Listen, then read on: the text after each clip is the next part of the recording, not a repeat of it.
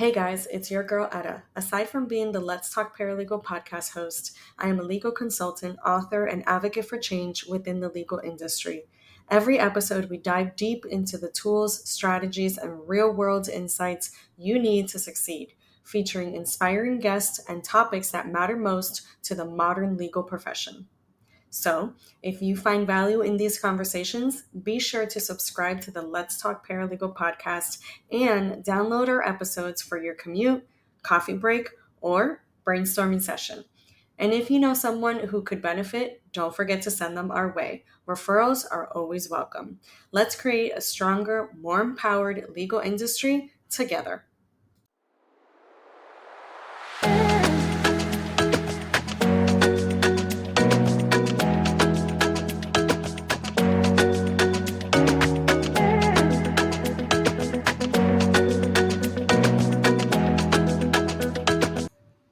In this episode, I get to speak with Alessandro Nolfo. He shares his remarkable journey from Switzerland to becoming a licensed attorney in California, from learning English to earning his LLM and conquering the bar exam.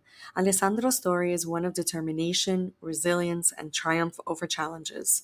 Whether you're navigating your own legal career or simply love hearing about inspiring journeys, this episode is for you. Listen in for more.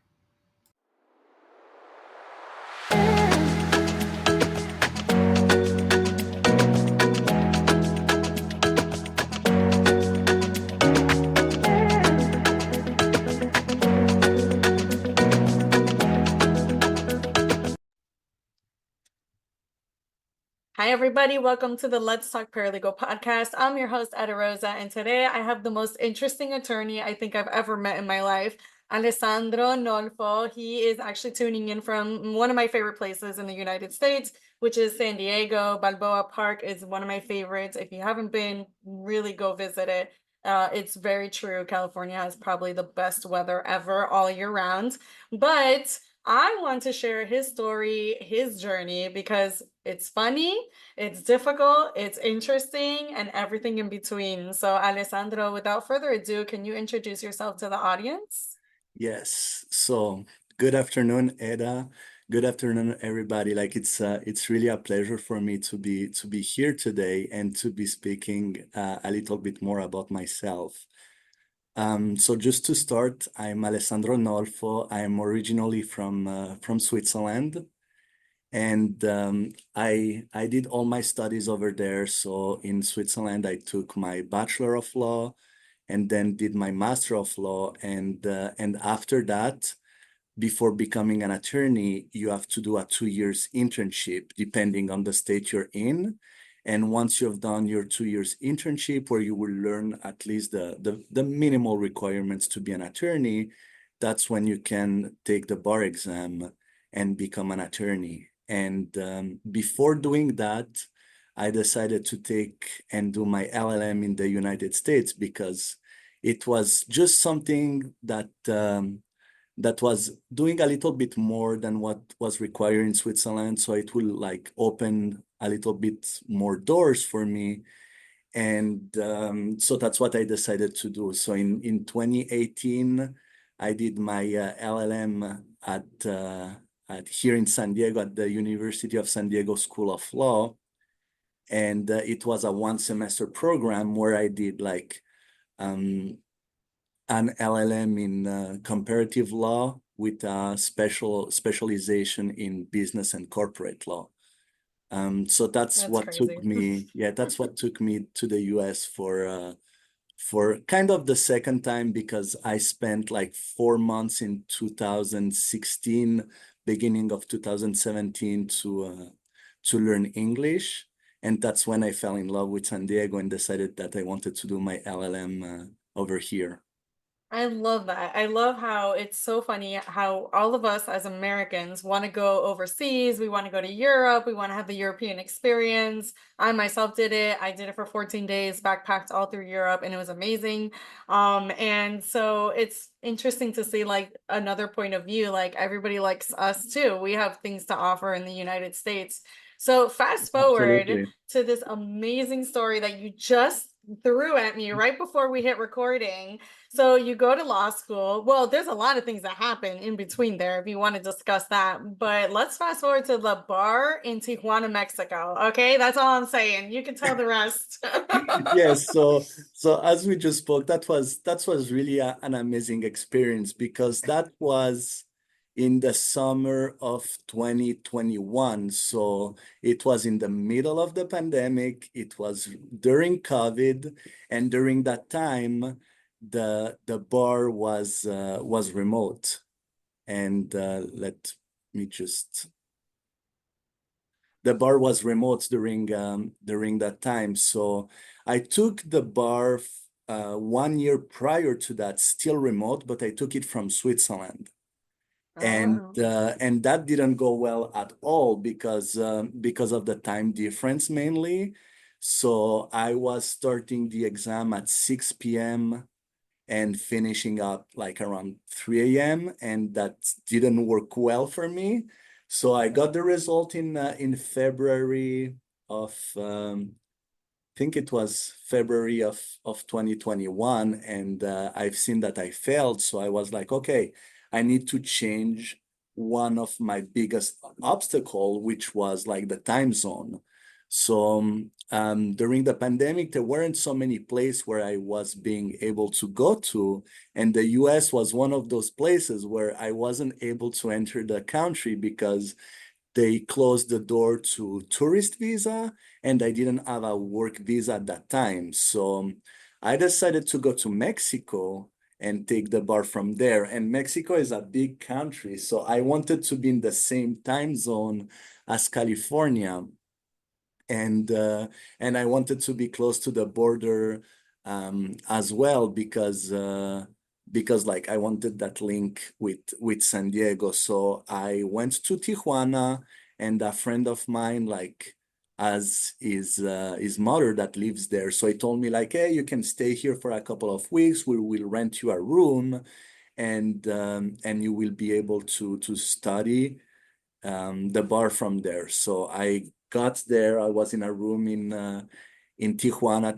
thankfully by the beach. So I was able to like to take some daily walk to clear up my mind. But like Tijuana is really special because like there were like so many trucks that were like going through the building or through the streets over there, and they were all playing a music for like the people over there to recognize them. So like the trash truck had this special music, and then every other truck, like there were like some food trucks that were passing like by the street. So there were those music playing loudly right next to my window, and I was freaking out because since it's since the bar like it's remote, like if they catch those type of music on camera, like I didn't know oh what my could God. happen. So then my friend told me that I couldn't stay at his place like too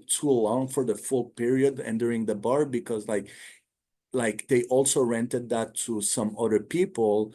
Hmm. So I had to find a new Airbnb there, and it was scary because again I didn't know where I would end up too, and like the bar is pretty important. So thankfully I met an amazing host, and I told him my story. I said like, look, I will stay at your place for like, I think a full week, like the Saturday before the bar and then the 3 days of the bar. And then I stayed 2 more days.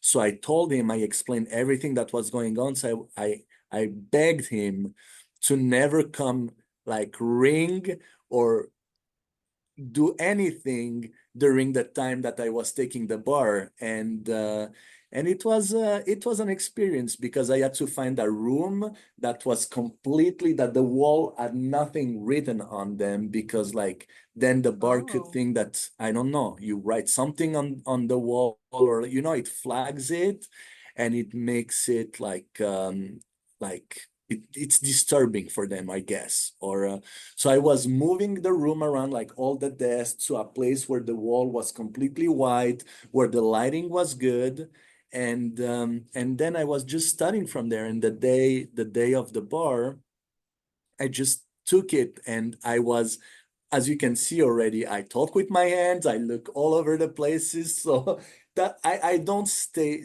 still. And especially when I think, I always do that. So I stop and I'm like, okay, so what could the answer be? And this is the so that's a big red flag.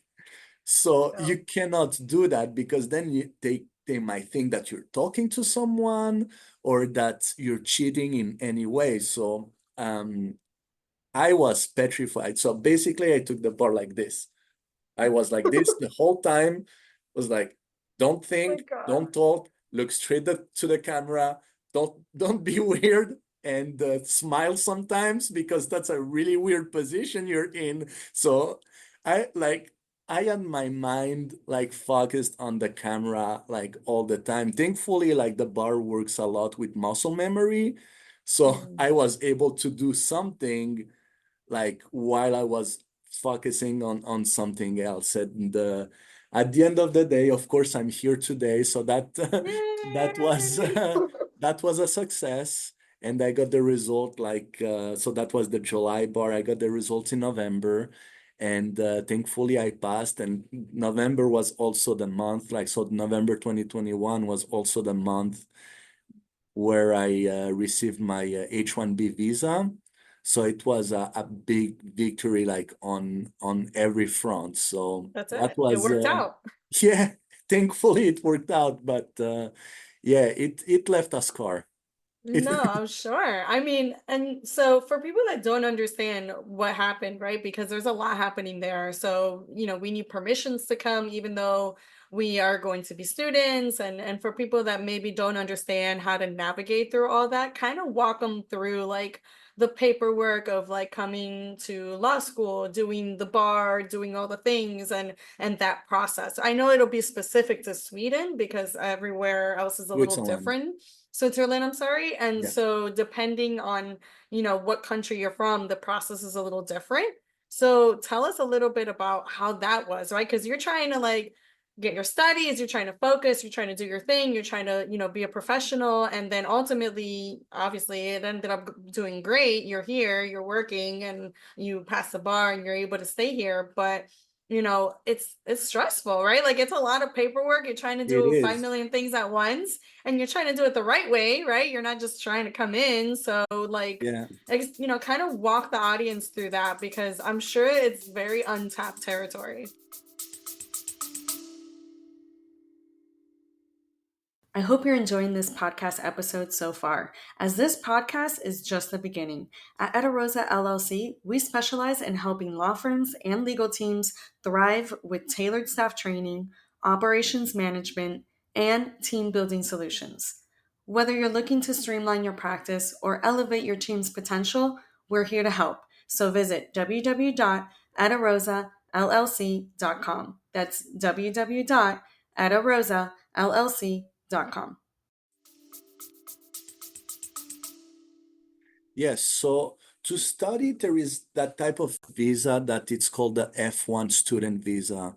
So this generally this visa, and I'm not an expert, so I'm gonna talk like based on my experience, but this visa is not hard to get at all, because like the purpose of this visa is that you come to do your specific study, and then you leave the country. So I had a F1 student visa when I first came to learn English, because I was staying more than I don't remember what the requirement was, but if you were like at school more than 20 hours a week, then you needed a visa. Or if you were staying like longer than a certain period, that also required a visa. So I got my first F1 visa when I come here to study English. And then for my LLM specifically, then there was absolutely a need for a visa. So then how it works is that in a nutshell, very simplified, because now it's been like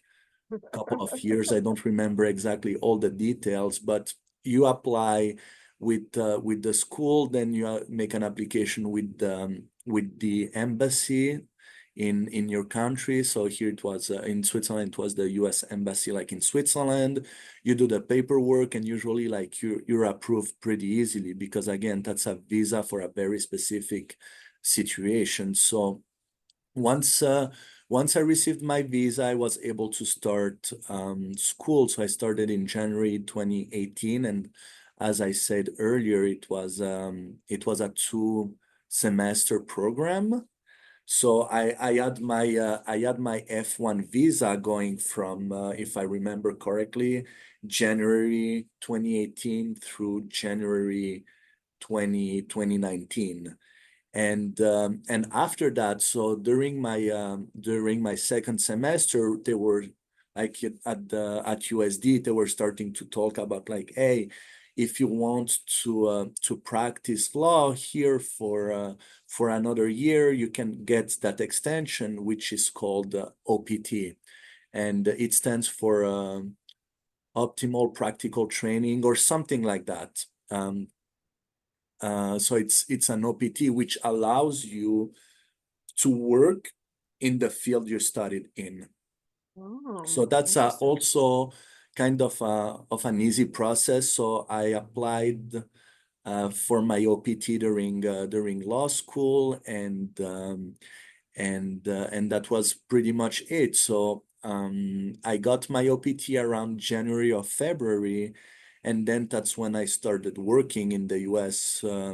Just because like I had 1 year of free time before going back to Switzerland, because as you remember from earlier, I said that to be able to take the bar exam in Switzerland, you need to do an internship. So my internship in Switzerland was going to start in June 2020, meaning that during 2019 I was absolutely free and I could have made like all the experience I wanted. So that's why I decided to stay in the US during that whole year. And basically that's when everything started because that's when I started noticing that, okay, now that I have my LLM, I can start practicing here. So as a law clerk at the beginning, and then I was like getting some knowledge about what an attorney does. So I was working with an attorney first in San Diego that I met through law school. He had a like solo law firm that he was getting off the ground, and he told me like, hey, like I can give you some experience while you're here because that's what you're looking for. So I was like, yeah, that's a great idea. So I was helping him like with his cases. He was doing a lot of class action cases.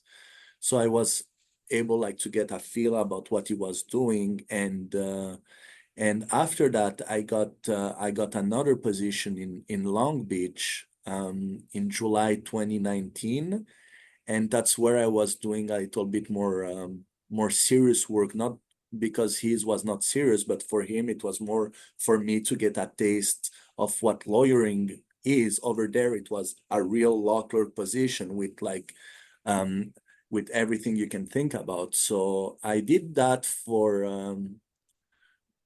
a couple of months, and like fast forward to the end of the year, um, I liked I liked what I did, and my employer liked me as well. So that's when we started having the discussion about like, okay, what's next? Are you just gonna go back to Switzerland, or are you gonna stay here and maybe take the bar and build something? And that's when I started thinking, okay, about like first about the visa process. Oh, I could be able to do that. So I did my research, and I've learned that you can go from the OPT, which I had at that time, to the H-1B visa.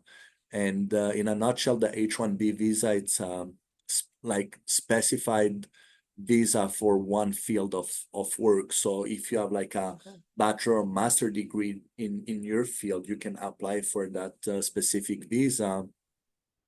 And that was like was a good fit for me. So we decided to move forward like that with my employer, and that was the beginning of 2020. So that's when the pandemic hit.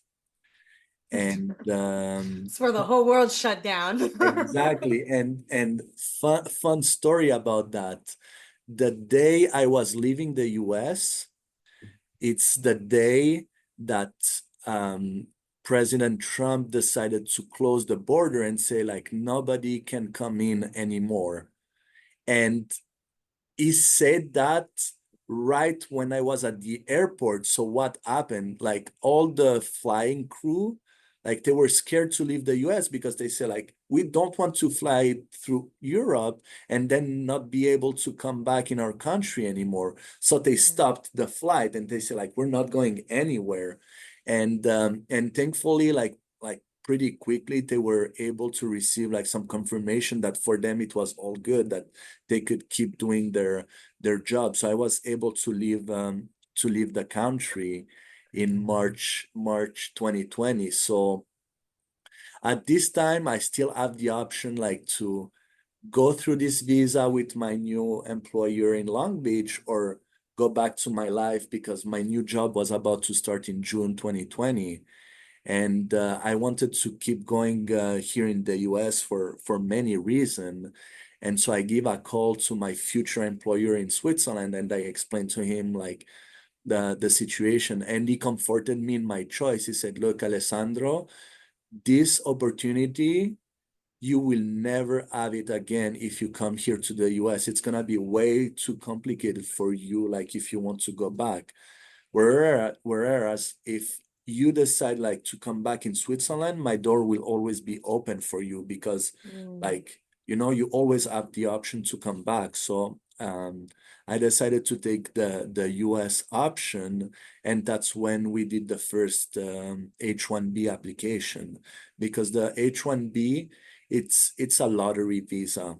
So Okay. if I remember correctly, they issue only 80,000 visa a year, and it's a little bit more complicated than what I'm saying. So just remind that that's a very simplified version that I'm saying. But We're basically, just compressing this, guys. We're e- compressing the story, okay? exactly, His exactly. So biography's coming out 2026. No, I'm just exactly, kidding. it's in process, working process. And so yeah, so we apply for this H-1B, and like so there is like only, as I said, 80,000 visa available, but at the time in 2020 there were like between 250 and 300,000 applicants. So meaning that it is a lottery, you know? So Mhm. first year I didn't get picked in the lottery, so Oh, I don't get my visa, and so I was still working like for that law firm remotely. So he allowed me to work from Switzerland and to apply like the following year again. And in the meantime, that's when I was also studying for the bar. So it was it was complicated because you know when you don't know where your future will be, like not only I don't have a visa but I don't have the bar, you know, like, and you're over there in a country like, you know, where you're in kind of a middle zone, like where you don't exactly know where you're at, what you're gonna do, and what the future is gonna have for you. So anyway, that was my 2020. So I think that's when I took the bar from Switzerland because that's when the bar was remote. So October 2020, that's when I took the bar from Switzerland because it was supposed to be in July, but because they didn't know what was going on, they had got to it. change the whole in-person bar exam Oh to my God. remote. So it was pushed from July to October.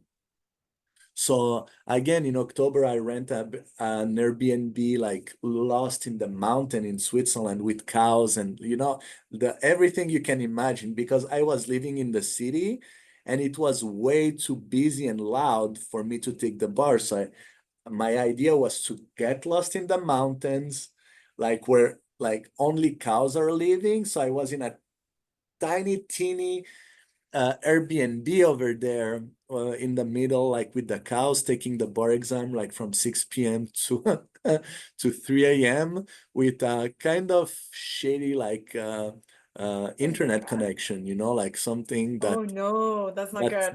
that works okay at best. So that was my first experience with the bar remotely. And of course, like as I said before, it didn't go well. So Mm-mm. then I was again like in a limbo with everything where I'm waiting for the result, then I receive the result, I see that I didn't pass. When am I gonna take that bar again? And in the meantime comes the time to reapply for the H1B. Mm. So Oh that my was March. God, that's Yeah, so much. I know.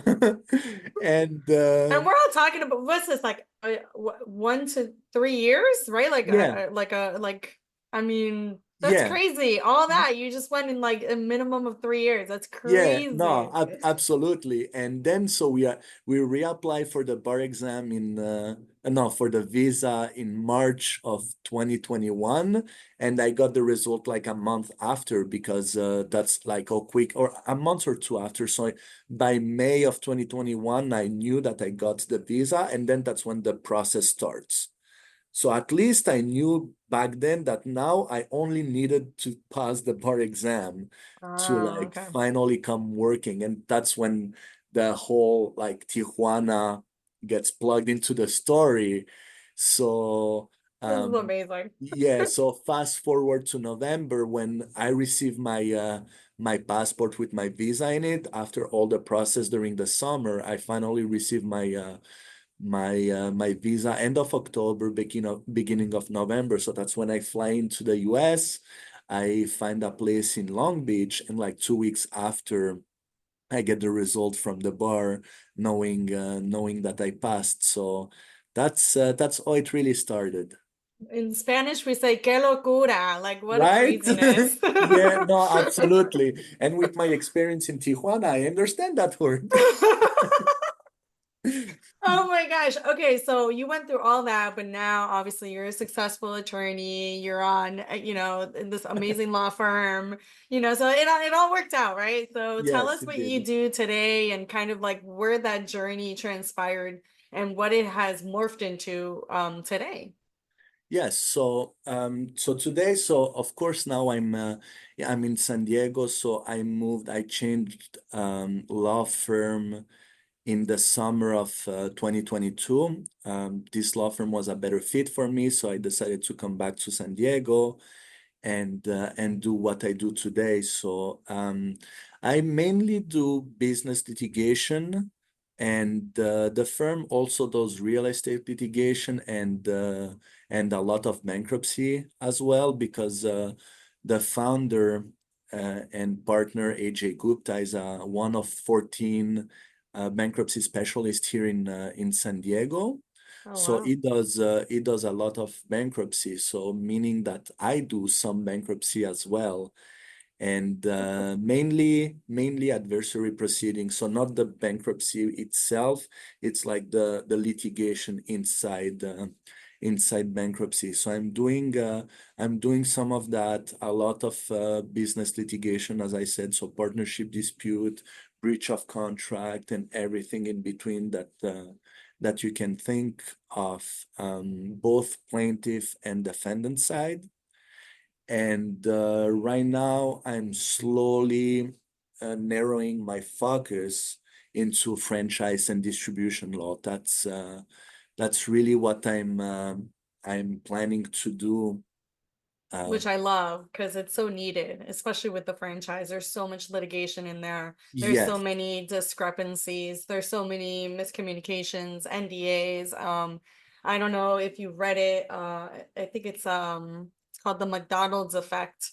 So it's like how McDonald's became a franchise and the story yeah, of McDonald's and all the stuff in between and things like that. And I felt like that story was so prevalent. And that's like the first thing that came into my head when we spoke first. I was like, yes, oh my gosh, the McDonald's effect, right? So yeah, definitely a story, well, worth the read. But I love that though. That's amazing. I like Yeah, for no, all that. it's great. It's great because like and that comes from like a lot of thinking, you know, like what do I like doing in law?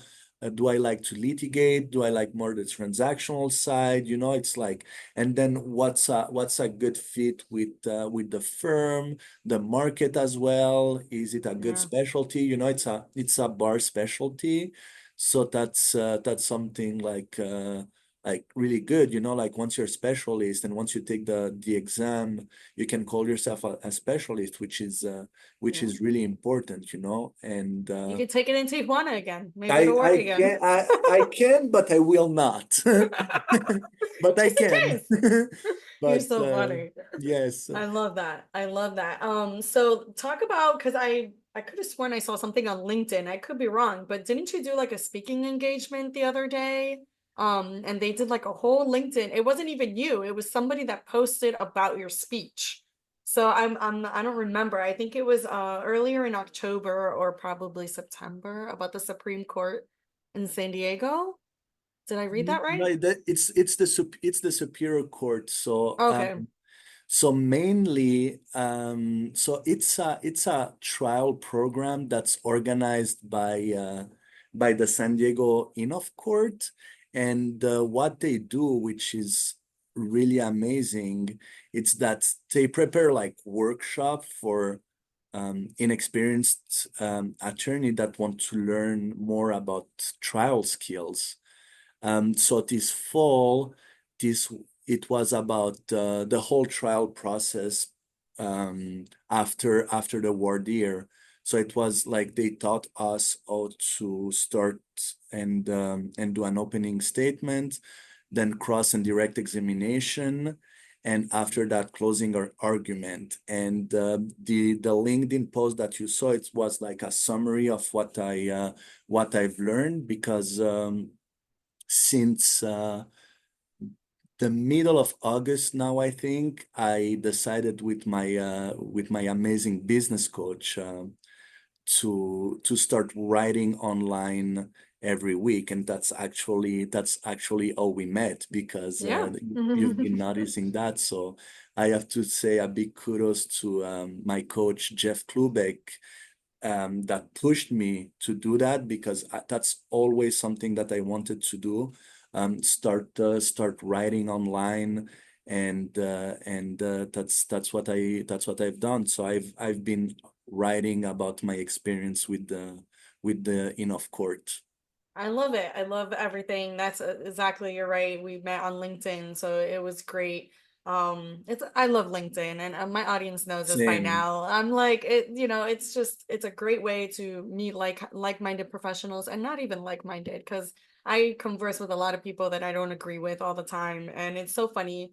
There was a post in the Paralegal Network, and I guess I rubbed somebody the wrong way. And at the end of the conversation, we went back and forth, but very amicable. It was a very civil conversation. But at the end, I ended it, hey, I know I'm not for everybody. Like it doesn't, not everybody's going to agree with me. Not everybody's going to like me. And I'm totally okay with that. And that's how Mhm. I ended that back and forth in the comment section. And I kid you not, that comment was reposted like 20 times. Just the comment. Like all they did was snip to the comment and it's like, this is like the best response ever. And I was like, a long time ago, I had this business coach and she said, you could be a peach, but not everybody likes peaches. And Yeah, ever since then, I was just like, that's true. Like not everybody's going to like my craziness or yeah, my Latino absolutely. attitude or, Yes. I'm loud and proud. It's like, Yeah. that's who I am. Yeah, no, I love that, and that was always my fear, you know, like when you start putting stuff out there, you're gonna be criticized because not everybody think like you do, and like I mean, I had some comments like not too many, but I remember one comment where like without going too much into detail was someone that was basically telling me how wrong I was about what I posted, and I mean that's fine, that's your opinion, like we Yeah, can agree to disagree. Like I think that's the best way to do something, and I explained why. If you right. think I'm wrong, we can talk about that, and that's fine. That's But right. like it was just like, oh, you're like if I summarize that, like, oh yeah, you're completely wrong, and I mean, okay, good for Okay. you. Like that's Everybody's fine. entitled to their opinion at that point, you Absolutely. know? So it is what it Absolutely. is. So yeah, so I went through my fear of like being criticized, like when I put something out there, but like what it has brought me, like it's like so much, like, and like most, like the most important thing is like meeting you, like receiving a message from you one day that said like, hey, I love your content, and let's talk more, was so amazing, because that was like my goal was just to put something out there, to put my ideas there, and just to get into the habit of writing weekly. And then opportunities like this come my way. It's just like, what else do I want in life? That's awesome. Well, on that note, we can close up the conversation. And I want to thank you for being on the podcast and for actually accepting my invitation and really taking the time, because I know you really cared about being on the podcast. And not a lot of my guests actually take the time to do that and really powwow the conversation out. So I greatly Mhm. appreciate the guests that do come on the show and really make it, what it is, right? Because we are all about true conversations, about Yes. resilience and persistence. And so that's really what the podcast is all about. And I love your story. It's a wild one. I'm telling you, Yes. you need to write a book about it because it's so amazing. Coming Very soon. interesting. It's coming soon. For you heard it first on the Let's Talk Paralegal podcast. But Yes. thank you so much for being on the show, and really honestly, thank you for accepting my invitation and for sharing your story. Not a lot of people want to share that. So, it takes bravery, it takes resilience, and it takes courage to, go out there and break the barrier, right? Because that's Yeah. that's basically what you did in a nutshell. So, Yeah, no, absolutely. Yeah, and I want to take this time also to thank you for reaching out to me, for allowing me to tell my story. And I'm having a lot of fun. This is amazing. Like, I like talking with you. This is just amazing, and I really appreciate that for you giving oh, me that opportunity. It's of really course. great.